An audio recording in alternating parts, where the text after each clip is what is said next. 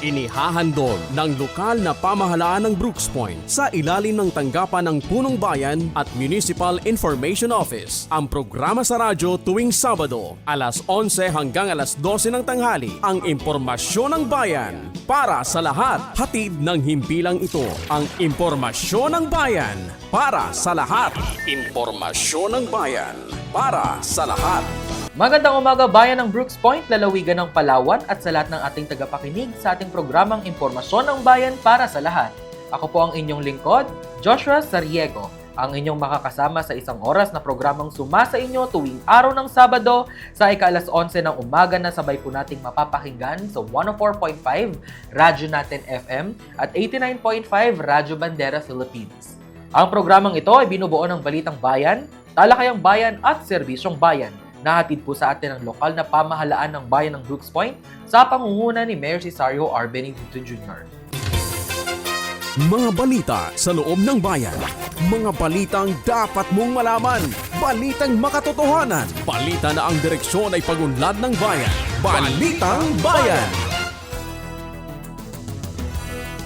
Magandang araw ng Sabado, ngayon po ay ika-9 na araw ng Mayo, taong 2026. Ako po si Joshua Sariego. Kami po ang maghahatid na makabuluhang balitang bayan na aming nakalap sa bayan ng Brooks Point ngayong linggo. Narito ang ulo ng mga balita na ihahayag sa atin ng Municipal Information Office o ng MIO News Team. Mga balita sa loob ng bayan. Mga balitang dapat mong malaman. Balitang makatotohanan. Balita na ang direksyon ay pagunlad ng bayan. Balitang Bayan! BSHM researchers ng PALSU Brooks Point kinilala sa kanilang international publications. Sangguniang bayan ng Brooks Point, suportado ang halal-friendly kitchen practices ng UMOL framework sa mga paaralan. Mayor Benedito personal na siniyasat ang ongoing Market Mall site development. MP daw na mahagi ng wheelchairs at hearing aids sa mga benepisyaryo. Dole Provincial Director bumisita sa tanggapan ni Mayor Benedito. Mayor Benedito personal na binisita ang mga ongoing na covered court project sa iba't ibang paaralan sa bayan ng Brooks Point. Brooks Point Grand Terminal Task Force Orientation Program matagumpay na idinaos. Mayor Benedito pinangunahan ang assessment at evaluation ng CUCPD-PPA. Natatanging mag-aaral at mutya ng bayan kinilala sa Sangguniang Bayan. At pamamahagi ng tulong pangkabuhayan para sa mga mangingisda, pinangunahan ni Mayor Benedito. Magbabalik ang MIO News Team para sa mga detalye ng Balitang Bayan. Mga balita sa loob ng bayan. Mga balitang dapat mong malaman. Balitang makatotohanan. Balita na ang direksyon ay pagunlad ng bayan. Balitang Bayan! At nagbabalik ang ating Balitang Bayan. Tayo po ay manatiling nakatutok sa programang ito. Para sa ating unang balita, BSHM researchers ng PALSU Brooks Point kinilala sa kanilang international publications. Tunghayan natin ang mga detalye sa balita ni MIO News reporter Cecil Bautista. Balitang Bayan! Formal na kinilala ng pamahalang lokal ng Brooks Point nitong Mayo 4, 2026 ang kahusayan ng programang Bachelor of Science in Hospitality Management or BSHM ng Palawan State University, Brooks Point Campus or PSUBP sa larangan ng pananaliksik. Sa pamamagitan ng Resolution No. 2026-104 na itinakda ni Honorable Ezekiel R. Rodriguez, pinapurihan ng Sangguniang Bayan ng mga guro at mag-aaral na mananaliksik dahil sa kanilang mga artikulong na ilathala sa mga pandaigdigang journal.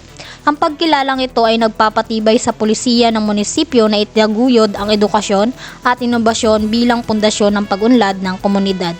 Apat na mahalagang pag-aaral ang matagumpay na naipalimbag sa mga international na publikasyon, kabilang ang pananaliksik tungkol sa feedback ng mga employer sa mga nagtapos ng BSHM at ang tradisyonal na paghahanda ng pagkain ng mga palauan. Ang mga mananaliksik sa pangunguna ni Kent Boyces D. Sibulan at kanyang mga katuwang ay nagpamalas ng dedikasyon na nagdala ng prestihiyo sa institusyon. Ayon sa resolusyon, ang mga ganitong tagumpay ay nagsisilbing inspirasyon at pinagkukunan ng dangal para sa buong bayan ng Brooks Point. Sa huli, ipinahayag ng lokal na pamahalaan na ang mga akademikong tagumpay na ito ay sumasalamin sa masugid na pagtupad ng universidad sa kanilang tungkulin sa edukasyon. Naniniwala ang mga opisyal na ang mga pandaigdigang publikasyong ito ay malaking ambag sa pagpapalawak ng kaalaman sa sektor ng hospitality management. Dahil dito, minarapat ng sanggunian ng kagawaran ng opisyal na pagkilala ang mga individual at programang nag-aangat sa antas ng karunungan sa lalawigan. Mula sa Municipal Information Office, ako po si Cecil Bautista, nag-uulat para sa Balitang Bayan. Salamat, Cecil. At sa Balitang Pambayan, sangguniang bayan ng Brooks Point, suportado ang halal-friendly kitchen practices ng UMOL Framework sa mga paaralan. Para sa mga detalye, narito si MIO News reporter Geraldine Abiog. Balitang Bayan. Pinagtibay ng sangguniang bayan ng Brooks Point sa pangunguna ni Konsehal Ezekiel E. Rodriguez ang Resolution No. 2026-107 na naglalayong hikayatin ng lahat ng academic at vocational institutions sa bayan na magpatupad ng Inclusive Kitchen Framework, partikular ang non-pork kitchen setup, upang matugunan ang pangailangan ng mga mag-aaral na may iba't ibang paniniwala at dietary restrictions. Layunin ng resolusyon na isulong ang mas inklusibong kapaligiran sa edukasyon, lalo na sa mga kursong may kinalaman sa culinary at hospitality. Binigyang diin sa resolusyon ang kahalagahan ng pananaliksik ni Assistant Professor Rachel S. Umol, MBA, at Assistant Professor Victor Albert R. Umol, PhD, ng Palawan State University, na nagpakita kung paano nakatutulong ang non-pork kitchen setup sa pagpapataas ng partisipasyon, respeto at kumpiyansa ng mga mag-aaral mula sa iba't ibang relihiyosong sektor.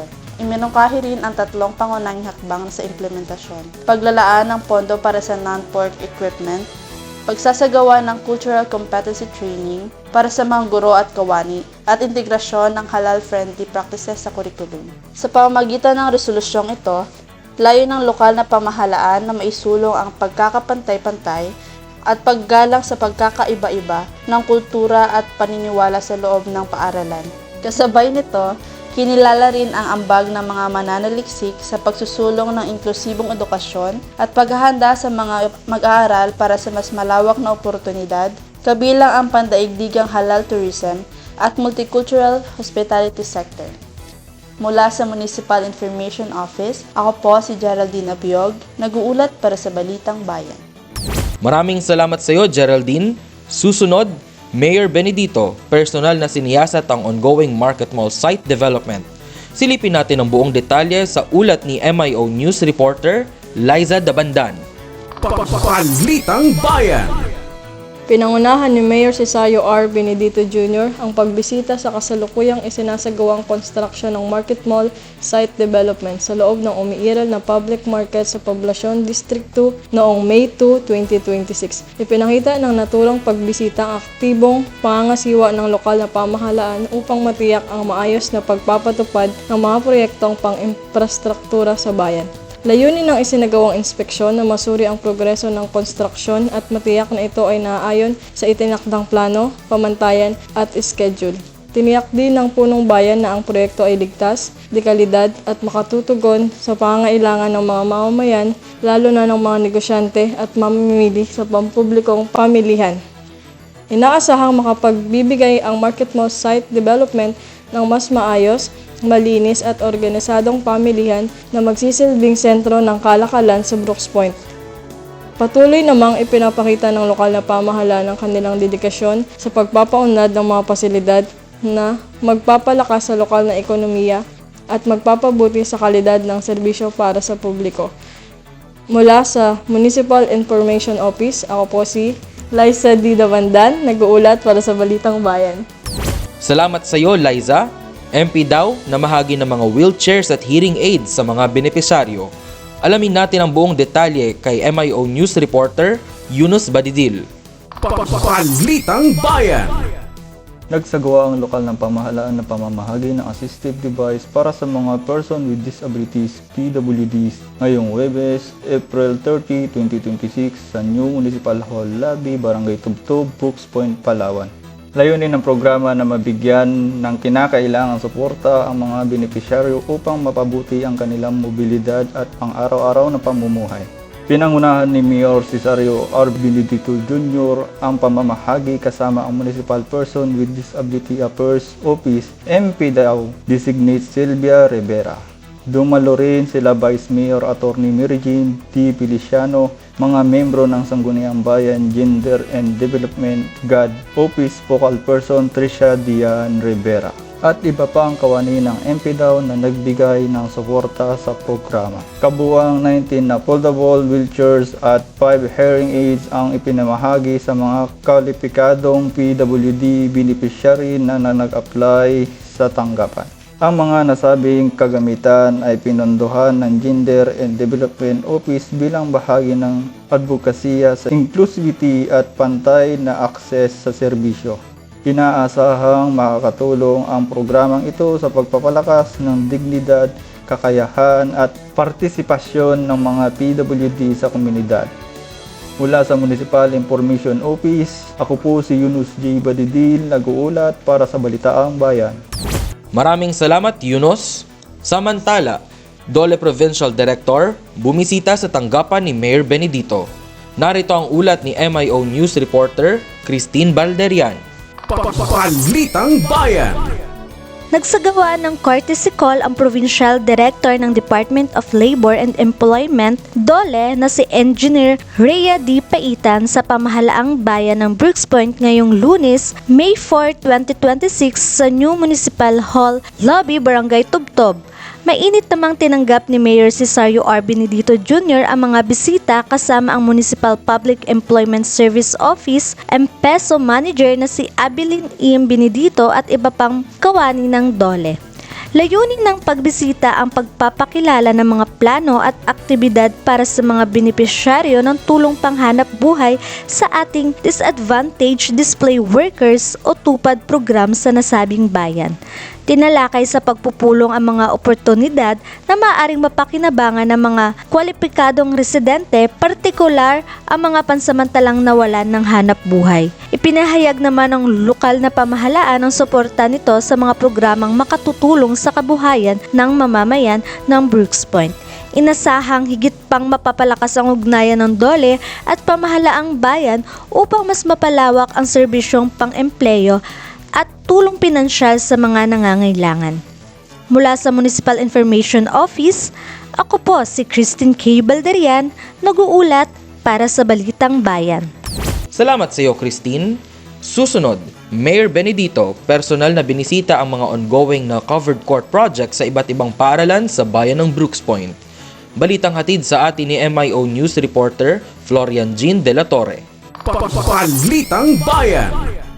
Personal na binisita ni Mayor Cesario R. Benedito Jr. ang ilang ongoing construction ng mini covered court sa iba't ibang paaralan sa bayan ng Brooks Point nitong Mayo 2, 2026. Kabilang sa kanyang inspeksyon ng Mangkungon Elementary School sa Barangay Amas, Vito Pichanco Memorial National High School sa Barangay Salugon, Carlos M. Verey National High School sa Barangay Sarasa at Proyekto M. Setias Elementary School sa parehong barangay.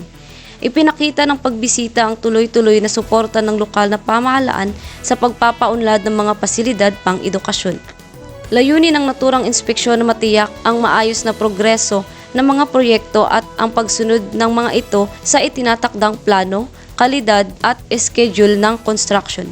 Binigyang diin ng alkalde ang kahalagahan ng pagkakaroon ng ligtas at maayos na pasilidad na magsisilbing sentro ng mga aktibidad ng mga mag-aaral, guro at komunidad.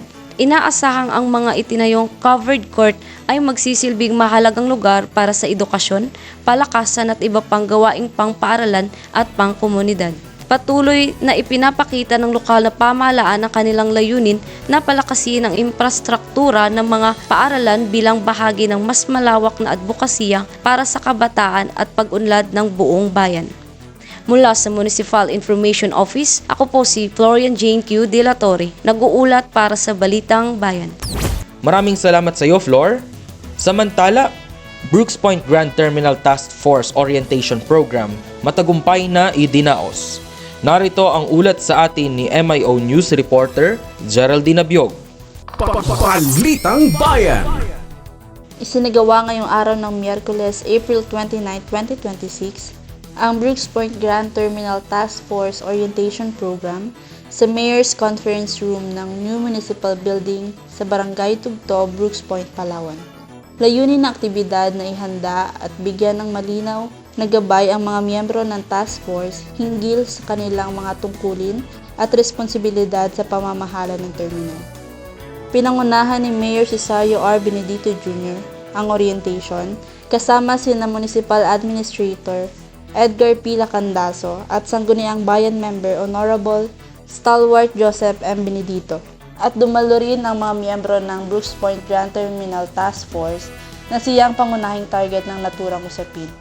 Tinalakay sa programa ang tamang pagganap sa kanilang mga gawain, partikular ang agarang pagtugon sa mga emergency cases upang matiyak ang kaligtasan ng mga pasahero at motorista. Sa pamamagitan ng nasabing orientation, inaasahang mas magiging handa at organisado ang task force sa pagpapanatili ng kaayusan at seguridad ng Brooks Point Grand Terminal. Mula sa Municipal Information Office, ako po si Geraldine Abiog, nag-uulat para sa Balitang Bayan. Salamat sa iyo, Geraldine. Mayor Benedito pinangunahan ang assessment at evaluation ng CUCPD-PPA. Sa ulat ni MIO News Reporter, Liza Dabandan. Balitang Bayan.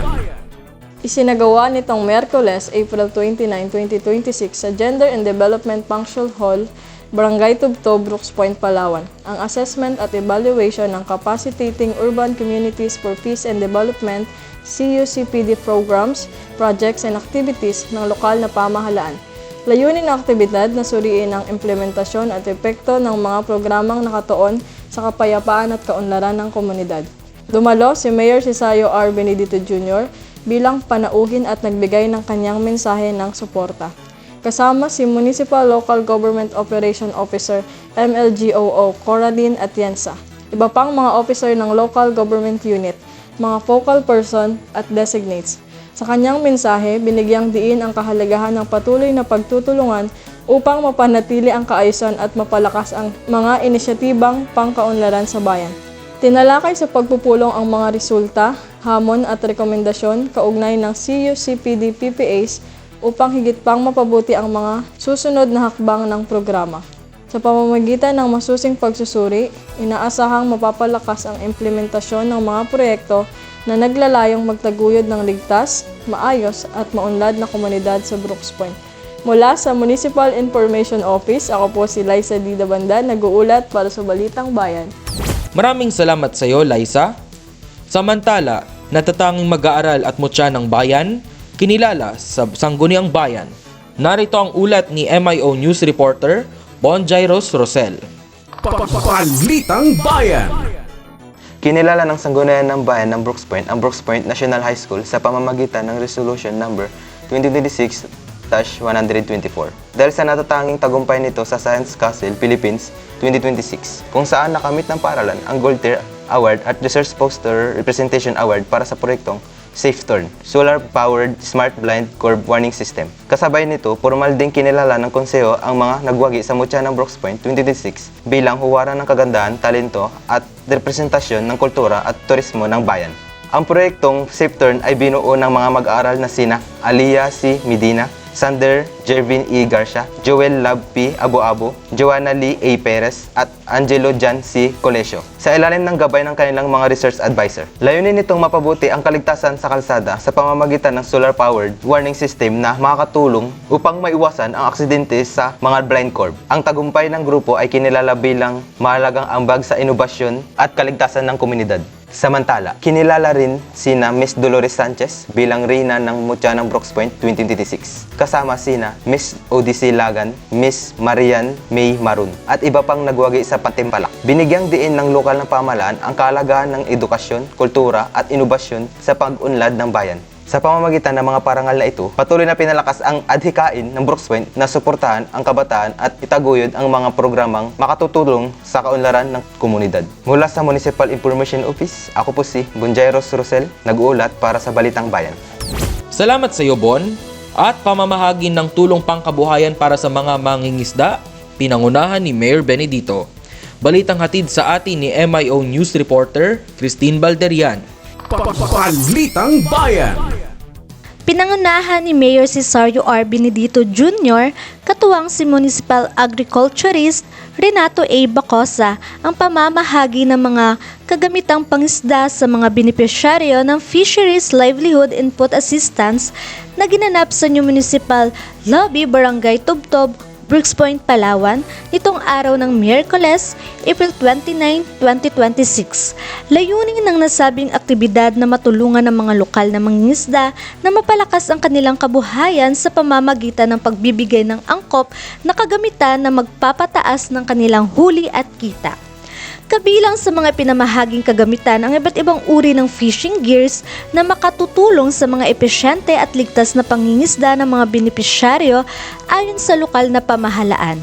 Ang programang ito ay bahagi ng patuloy na pagsisikap ng LGU na suportahan ang sektor ng pangisdaan at tiyakin ang sapat na kabuhayan para sa mga mamamayan, lalo na sa mga komunidad na umaasa sa yamang dagat. Sa kanyang mensahe, binigyan din ni Mayor Benedito ang kahalagahan ng pagtutulungan ng pamahalaan at mamamayan upang mapanatili ang kaunlaran sa bayan. Hinikayat din niya ang mga benepisyaryo na gamitin ng maayos sa mga kagamitang ipinagkaloob upang higit pang mapaunlad ang kanilang hanap buhay at makatulong sa patuloy na pag-unlad ng Brooks Point. Mula sa Municipal Information Office, ako po si Christine K. Balderian, nag-uulat para sa Balitang Bayan. Maraming salamat, Christine. Manatiling nakatutok sa pakikinig at panonood ng ating programang Impormasyon ng Bayan para sa lahat. Susunod na sa ating programa ang Talakayang Bayan. Ako po si Joshua Sariego. Kami po muli ang Municipal Information Office o ang MIO News Reporters na naghatid ng Balitang Bayan. Mapagpalang araw sa lahat, Bayan ng Brooks Point. Mga balita sa loob ng bayan. Mga balitang dapat mong malaman.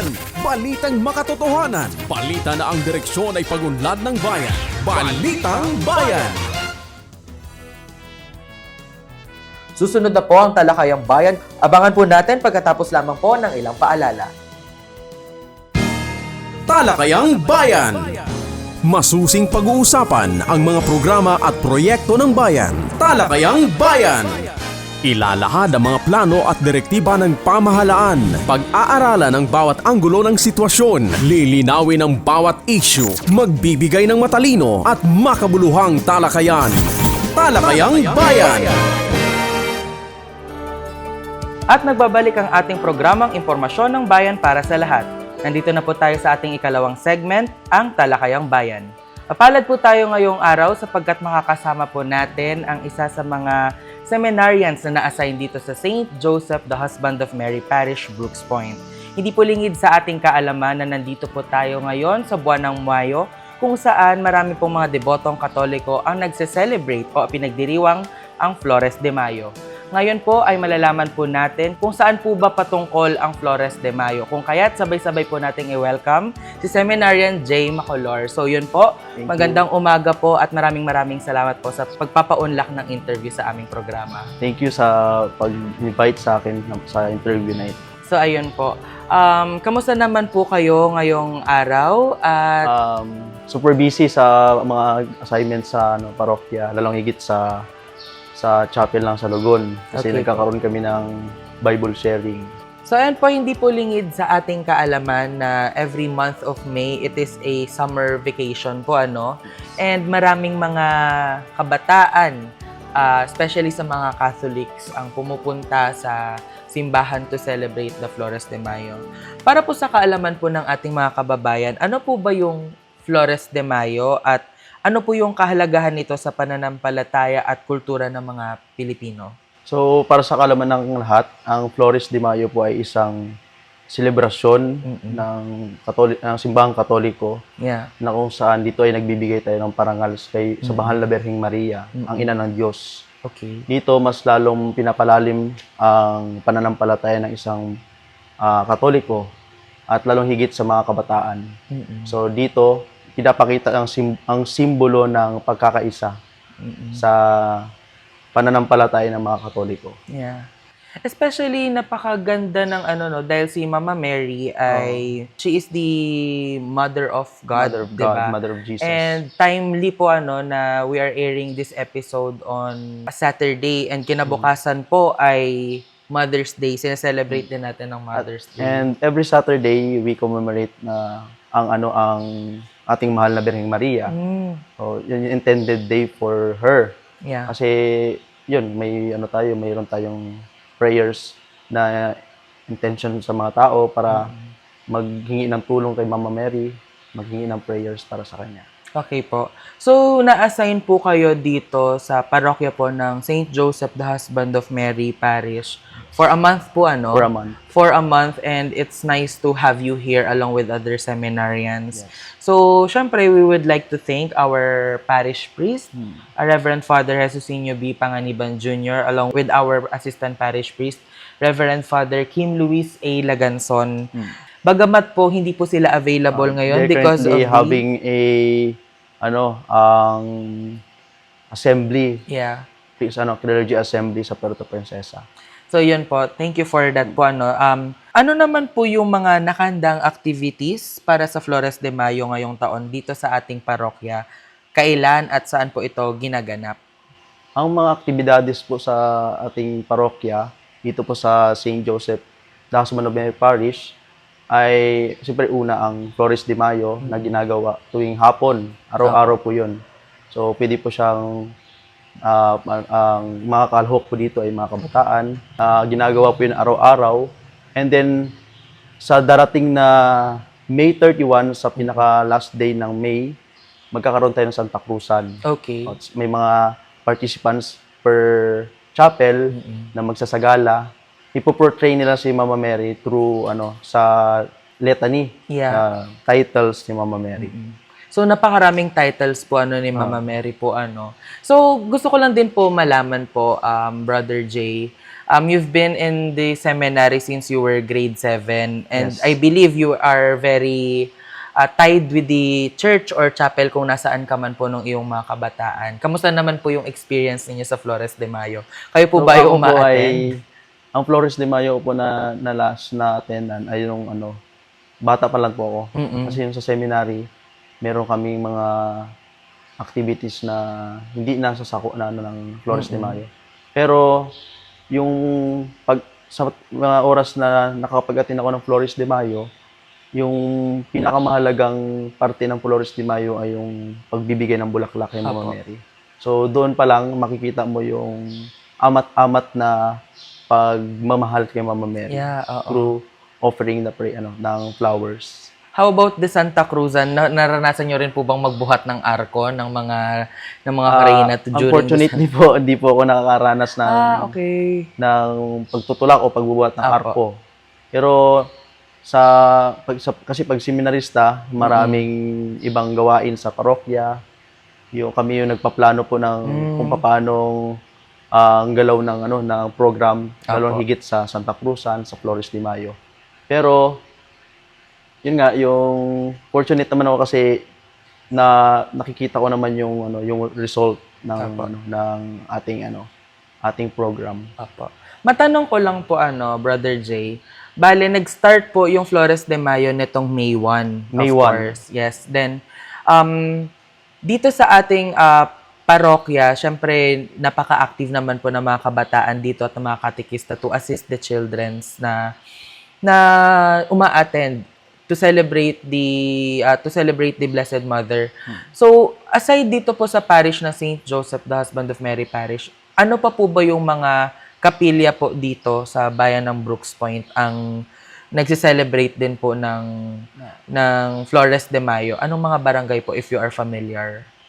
Actually po lahat po silang ng chapels, lahat po ng mga chapels dito na nasasakupan ng ating parokya ay nagse-celebrate po ng Flores de Mayo. Yung sa amin po, yung nasa-assign po ngayon sa Barangay Salugon, Okay po. chapel po nila kada alas 4 may nagkakaroon sila ng Flores de Mayo. Ang sa Mariñana, ang Tubtub, Malis, ang iba't ibang parokya iba-ibang kapilya na nasasakupan ng parokya. Kasi para mas malaman ng lahat yung mga chapels po na yan, bago po magkaroon ng Flores de Mayo, inorient muna yung mga chapel leaders na ito yung programa na gagawin natin sa month ng May. So, kamusta naman yung experience? Kamusta naman po yung mga bata? Are they interested to attend? Or kamusta naman po yung pakiramdam na nakakasama niyo po yung mga bata? Sa akin po ay napakasayang tignan sa mga bata sa murang edad nila na ano nila na kahit papaano, kahit nahirap-hirap sila sa pagdarasal kasi matagal ang pagrorosaryo. Pero nandun pa rin sila, nag-stay. Nakikita mo sa kanila yung dedication Yeah.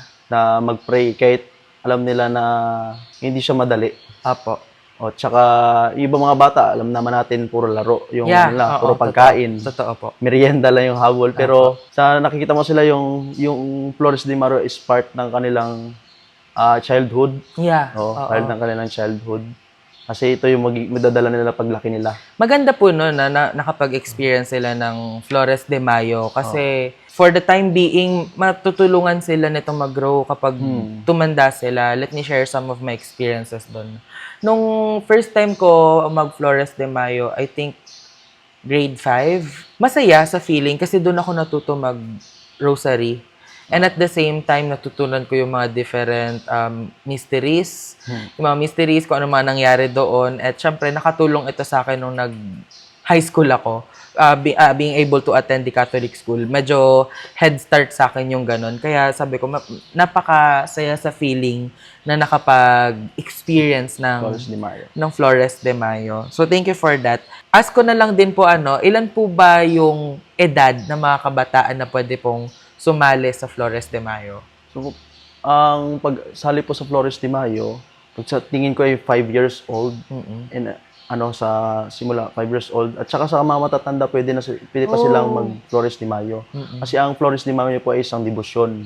Hindi lang po intended para sa mga bata, sa mga matatanda din. Para mas lalong, hindi maalis sa kanila yung yung debosyon na sinimulan nila nung bata pa sila. Kaya, para sa akin, ang Flores de Mayo nag-start sa 5 years old. Basta kaya niya nang manalangin ng rosary at saka kaya lang magkaroon ng may dedication na sa pag-attend ng Flores de Mayo. Apo, thank you. Every day po ay nagkakaroon, di ba po, ng something, sabi nating sessions dito sa simbahan. Ano po yung parang daily format po nito? Paano po nagsisimula ang Flores de Mayo? Paano po ito siya natatapos every day? So, ang Flores de Mayo po ay nag-start ng, siyempre, prayer, nagkakaroon ng nagba-Bible reading. Okay po. Tapos, magkakaroon na ng prayer, rosary, magkakaroon na ng catechesis.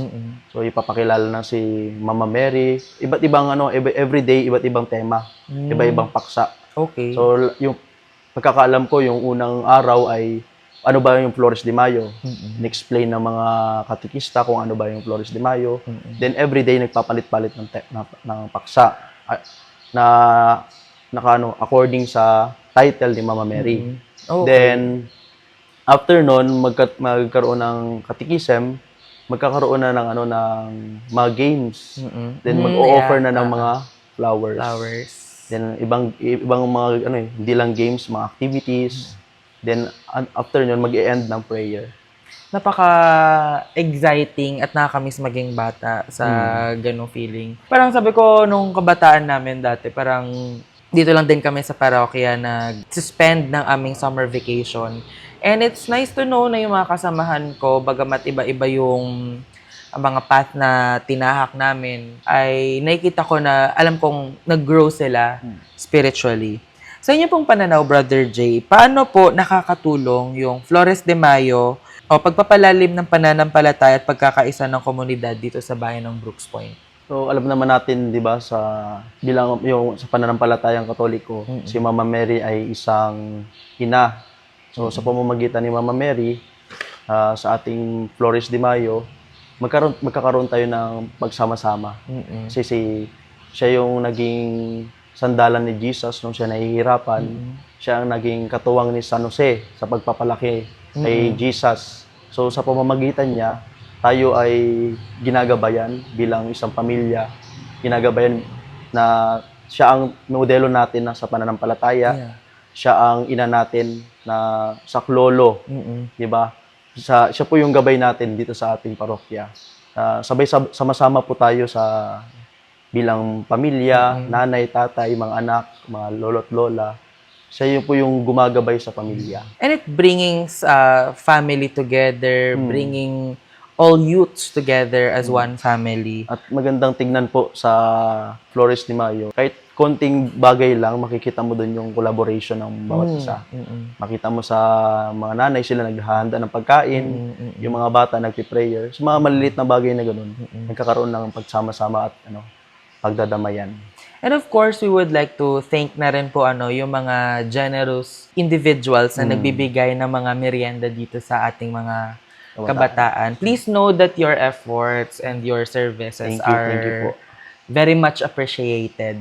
So ayan po, for last question, ano naman po ang inyong paanyaya, Brother Jay, sa mga kabataan na nais sumali sa Flores de Mayo at sa mga individual na nais sumuporta dito sa ating Flores de Mayo? So, ayun po, inanyayahan ko po yung mga kabataan ng Brooks Point na magkaroon po kayo ng drive or dedication na mag-attend ng Flores de Mayo sapagkat napakalagang debosyon nito. Sa murang edad pa lang natin ay magkaroon tayo ng kahit papano understanding sa buhay ni Mama Mary, hindi lang sa buhay ni Mama Mary, kundi sa buhay ng Holy Family. Yeah. At saka lalong higit kay Jesus, ang ating Panginoon. At saka sa mga sumusuporta sa programang ito ng simbahan at saka sa sa debosyon na ito, nais ko naman po kayong pasalamatan at ang Panginoon na po yung magbibigay sa inyo ng kapalit. At saka sa mga nais pa pong magbigay o magsuporta sa Flores de Mayo ito, malaking tulong po ito sa mga kabataan kasi alam naman natin sila, hindi lang sila dapat suportahan, dapat sila yung i-nurture natin sa kanila ang pananampalataya na itinanim din sa atin ng mga kabataan pa lang tayo. So ayan po, maraming salamat po kay Brother Jay Macolor sa pagpapaunlak ng interview, and of course we would like to thank our parish priest, Reverend Father Jesusinio B. Panganiban Jr. and our assistant parish priest, Reverend Father Kim Luis A. Laganson. Maraming salamat po, and thank you for instilling those messages and those information para po sa ating mga listeners dito sa ating programang Impormasyon ng Bayan para sa lahat. Thank you very much po sa time and treasure na binigay niyo sa akin. Thank you so much, at susunod na po ang ating Serbisyong Bayan pagkatapos lamang po ng ilang paalala. Talakayang Bayan. Masusing pag-uusapan ang mga programa at proyekto ng bayan. Talakayang Bayan. Ilalahad ang mga plano at direktiba ng pamahalaan. Pag-aaralan ang bawat anggulo ng sitwasyon. Lilinawin ang bawat issue. Magbibigay ng matalino at makabuluhang talakayan. Talakayang Bayan. Serbisyong Bayan. Mga serbisyo, programa at proyektong bayan na dapat mong malaman at mapakinabangan. Serbisyong Bayan. Mga tulong ng pamahalaan, diretso sa mga mamamayan. Hatid ng pamahalaang lokal ng Brooks Point. Serbisyong Bayan. Malinis, mabilis at makadiyos na paglilingkod. Serbisyong Bayan. Narito na po ang ating Serbisyong Bayan na hatid po ng pamahalaang lokal ng bayan ng Brooks Point sa pangunguna ni Mayor Cesario R. Benedito Jr., Vice Mayor Attorney Mary Jean D. Feliciano at ng mga Sangguniang Bayan members. Una na po dyan, pabatid para sa lahat ng mga property owners sa Palawan. Isang mahalagang paalala para sa mga may-ari ng lupa, bahay at iba pang real property. Magbayad po ng real property tax sa tamang oras. Maaring magbayad ng buo o quarterly. May 10% discount sa maagang pagbabayad para sa taong 2026 mula January 2 hanggang March 31. At 20% discount naman para sa advance payment ng taong 2027. Paalala rin po na may surcharge at interest ang mga late payment. Para sa tamang pagbabayad, magtungo lamang po sa Municipal Treasurer's Office o Provincial Treasurer's Office. Para sa iba pang detalye, makipag-ugnayan lamang po sa inyong mga munisipyo. Magbayad ng maaga para makaiwas sa multa at dagdag na bayarin. Serbisyong Ito Bayan. para sa lahat ng mga negosyante at taxpayers ng Brooks Point. Malugod po namin ipinapabatid na simula noong January 5, 2026, maaari na po kayong mag-apply online para sa renewal o bagong aplikasyon ng inyong business at mayor's permit. Ito po ay alinsunod sa SB Resolution number 2019-221 at sa bisa ng Memorandum of Agreement na nilagdaan noong September 11, 2020 sa pagitan ng lokal na pamahalaan ng bayan ng Brooks Point at ng Department of Information and Communications Technology o DICT sa pakikipagtulungan syempre ng Department of Interior and Local Government o DILG. Sa pamamagitan ng modernong teknolohiya, pinapatupad po natin ang Electronic Business Permits and Licensing System o EBPLS upang mas mapadali at mas mapabilis ang proseso ng inyong aplikasyon. Maaari po kayong mag-login sa egov.ph. Serbisyong Alamin ang Bayan. tamang impormasyon tungkol sa HIV at AIDS, paano ito napapasa, paano ito maiiwasan, at kung bakit mahalaga ang maagang pagpapasuri. Atin pong tatandaan na libre ang HIV testing at mananatiling kompidensyal ang inyong konsultasyon. Ang tamang edukasyon ay susi sa ligtas, responsable at mas matatag na kinabukasan ng bawat Pilipino. Magpa-HIV test. Alamin ang inyong status. Kayo po ba ay may mga tanong o gusto magpa-HIV test? Message lamang po sa Municipal Health Office ng LGU Brooks Point. Serbisyong Tuwing Bayan. araw ng Miyerkules ang kadiwan ng Pangulo sa munisipyo, kung saan available na sa ating munisipyo ang mga sariwa, mura at abot kayang mga produktong gawa ng ating mga local farmers. Naging posible po ito sa pamamagitan ng ating Office of the Municipal Agriculturist sa pangunguna ni Mayor Cesario R. Benedito Jr. at Municipal Agriculturist Renato Bacosa. Matatagpuan po ito sa New Municipal Hall, Barangay Tubtob, Brooks Point, Palawan. Kaya pasok mga suki at sabay-sabay po tayong mamili sa ating kadiwan ng Pangulo tuwing araw ng Miyerkules. Serbisyong Manatiling Bayan. nakatutok sa mga anunsyo at balita ng ating pamahalaan. Upang maging updated sa mga anunsyo at balita ng pamahalaang lokal ng bayan ng Brooks Point, maaari lamang na i-follow ang ating official Facebook page, ang Municipal Information Office-Brooks Point o sa www.facebook.com/MIO Brooks Point. Maaari nyo rin pong mapanood ang mga nakalipas na live events, highlights at impormasyon ng Bayan para sa Lahat program sa ating official YouTube channel. Hanapin lamang po ang channel ng MIO Brooks Point o sa www.youtube.com/@MIO Brooks Point. Serbisyong Bayan. Alam mo ba, may mga updates na rin ng MIO Brooks Point sa TikTok. Dito mo mapapanood ang mga highlights, mahalagang impormasyon ng Bayan para sa Lahat programs at iba't ibang segment tulad ng Balitang Bayan, Talakayang Bayan at Serbisyong Bayan. Para laging updated sa mga kaganapan ng ating bayan, i-follow lamang po sa TikTok ang @MIO Brooks Point. Serbisyong Bayan. Nakafollow ka na ba sa amin? Para laging updated sa mga kaganapan, anunsyo at serbisyo sa ating bayan, i-follow po ang ating official Instagram ng Municipal Information Office-LGU Brooks Point. O makikita nyo po ang @MIO Brooks Point. Abangan ang mga balitang bayan, paalala at mahalagang impormasyon para sa bawat mamamayan. Serbisyong Bayan. Nakafollow ka na rin po ba sa ating Twitter account na ngayon ay opisyal lang tinatawag na X? Para sa mabilis at updated na balitang bayan, anunsyo at serbisyo, i-follow lamang po ang official X account ng Municipal Information Office-LGU Brooks Point. Updated ka dito. Serbisyong At doon po Bayan. nagtatapos ang ating programang Impormasyon ng Bayan para sa Lahat. Sa ngalan po ng LGU Brooks Point at bumubuo ng Municipal Information Office sa pangunguna ni Municipal Information Officer Designate Mr. Darwin H. Omar, PhD, ako po ang inyong lingkod, Joshua Sariego. Mapagpalang araw po sa ating lahat at kita-kits po tayo sa susunod na araw na Sabado. Impormasyon para sa lahat. Balitang Bayan. Talakayang Bayan. At Serbisyong Bayan. Ihahatid lahat yan sa programang Impormasyon ng Bayan para sa lahat. Impormasyon ng Bayan para sa lahat. Tumutok sa 104.5 Radyo Natin Brooks Point tuwing Sabado, alas 11 ng umaga hanggang alas 12 ng tanghali. Tampok ang mga tagapagbalita mula sa iba't ibang paaralan sa bayan.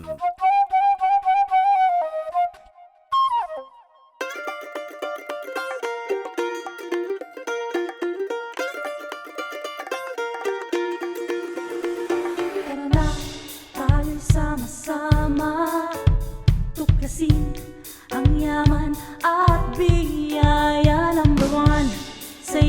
ng agrikultura, pinagpalang bayan dito sa Palawan.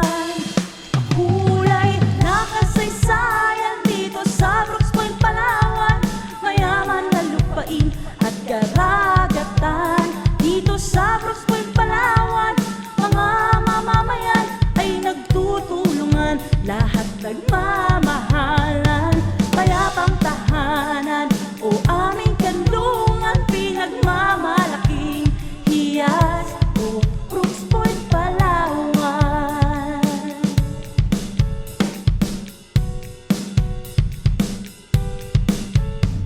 Bunbon ang tawag ni Lolo at ni Lola, tinulungan ng dayuhan at nakilala. Perlas na hiyas, mapalad at natagpuan, sa bayang mayaman tawag ay Brooks Point, Palawan.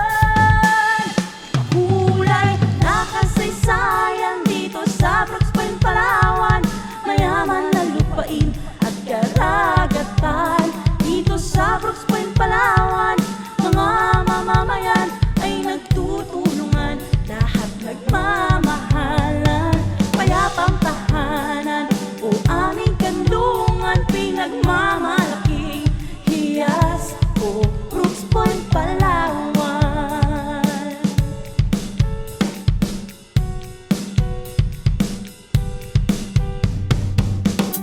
Brooks Point, Palawan,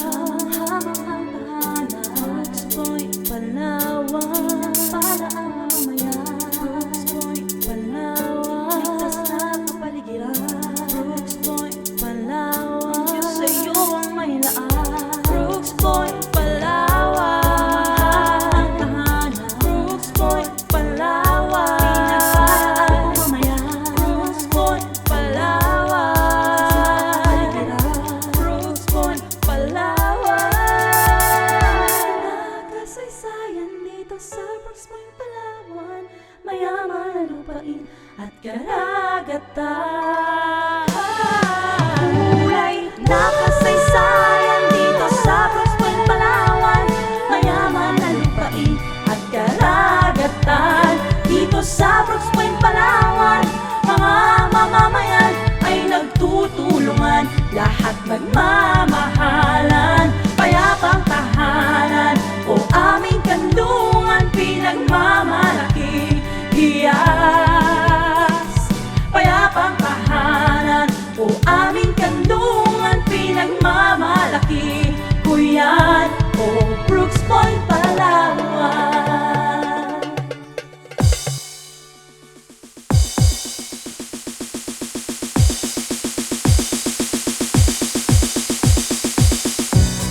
Mula sa aking kinatatayuan, tanaw ko ang isang bayan. Sinariwa ang pinagmulan, balik tanaw sa kasaysayan. Pinagmasdan ang kapatagan at bukod langing kabuntukan. Sa paghanga ng dayuhan, Brooks Point naging bayan. Nagsimulang sumibot, binhi ng kasaysayan. Bithiin ay sulong, iba yung kaunlaran. Layuning may dangal sa pagtupad ng pangarap. Gabay ang kasaysayan sa hakbang ng pag-ulan. Angat Brooks Point sa iba yung pag-ulan, bangon sa mga hamon at pagbabago ng bukas. Kilos Brooks Point sa bawat araw na lilipas, tulong at pagsisikap sa pag-abot ng pangarap.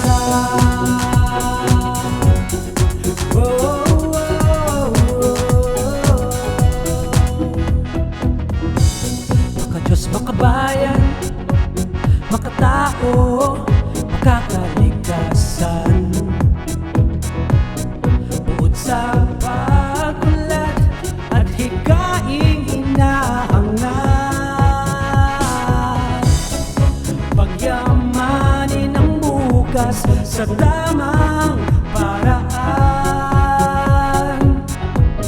malasakit sa bayan, tagumpay sa kaunlaran.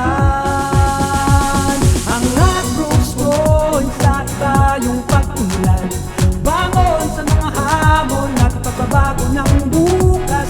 Kilos Brooks Point sa bawat araw na nalipas, dunong at pagsisikap sa pag-abot ng pangarap.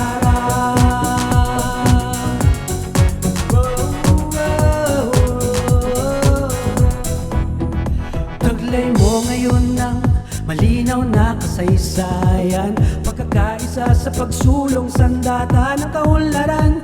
Ukitin ng pangarap sa landas na tinatahak, tulad ng isang pelas, magningning ang iyong bukas. Ang Brooks Point sa iba yung pag-unlad, bangon sa mga hamon at pagbabago ng bukas. Kilos Brooks Point sa bawat araw na nalipas, dunong at pagsisikap. Ang Brooks Point, Kilos Brooks Point, dunong at pagsisikap sa pag-abot ng pangarap. Brooks Point,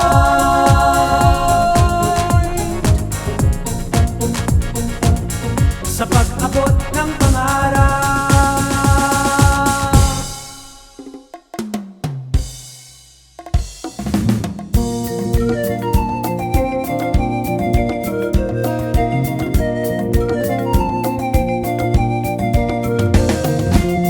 Sa bahaging timog ng Palawan, kabihani ang isang dayuhan.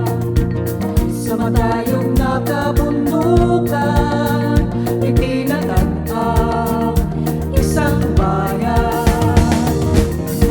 Naging saksi ang kasaysayan sa pagsibol ng kaunlaran, at ikaing may sa katuparan, maging ganap ang bawat pangarap. Mabuhay Brooks Point, pelas ng timog Palawan. Mabuhay Brooks Point, nagpupugay sa kasaysayan. Mabuhay Brooks Point, inspirasyon sa kinabukasan. Mabuhay Brooks Point, ikaw ang pelas ng timog Palawan.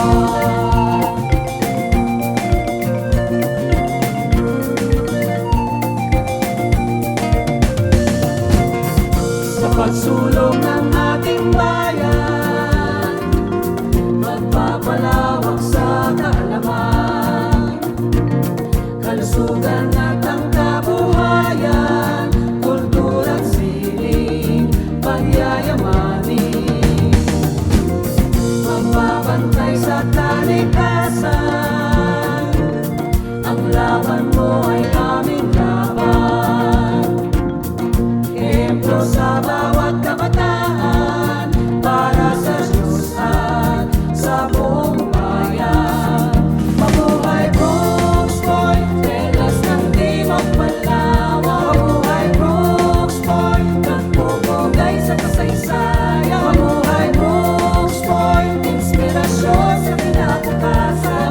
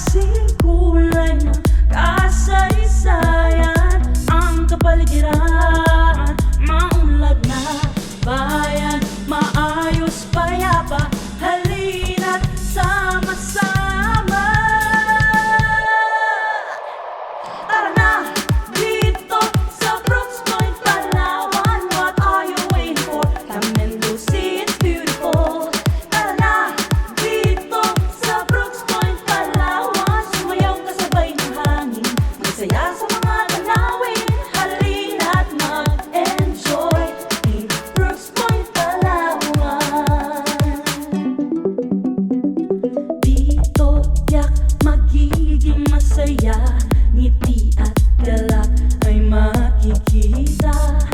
Perlas ng timog ng Palawan, taas noong bayang ito, ipagmamalaki ko ang unlad na bayan. Maayos, payapa, halina't sama-sama. Tara na, dito sa Brooks Point, Palawan. What are you waiting for? Come and go see it's beautiful.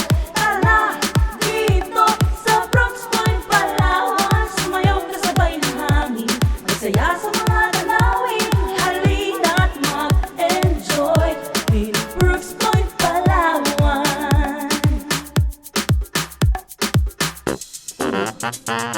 Dos, tres, cuatro. Come on.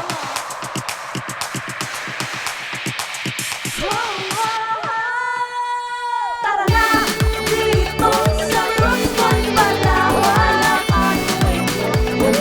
See it's beautiful.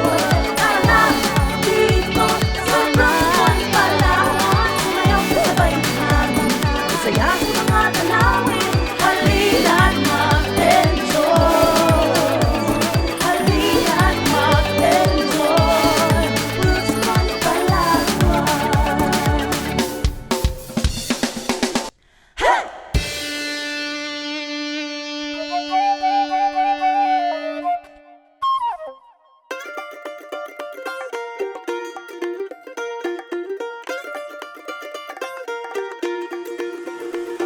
Tara na, tayo'y sama-sama, tuklasin ang yaman at biyaya. Number one, sa yaman ng agrikultura, pinagpalang bayan dito sa Palawan.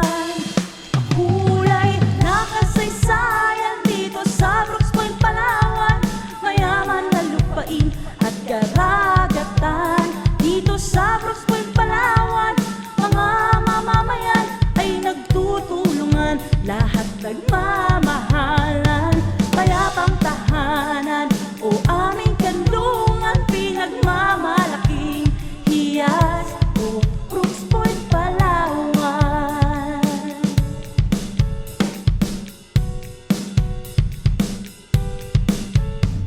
Bunbon ang tawag ni Lolo at ni Lola, tinulungan ng dayuhan at nakilala. Perlas na hiyas, mapalad at natagpuan sa bayang mayaman, tawag ay Brooks Point,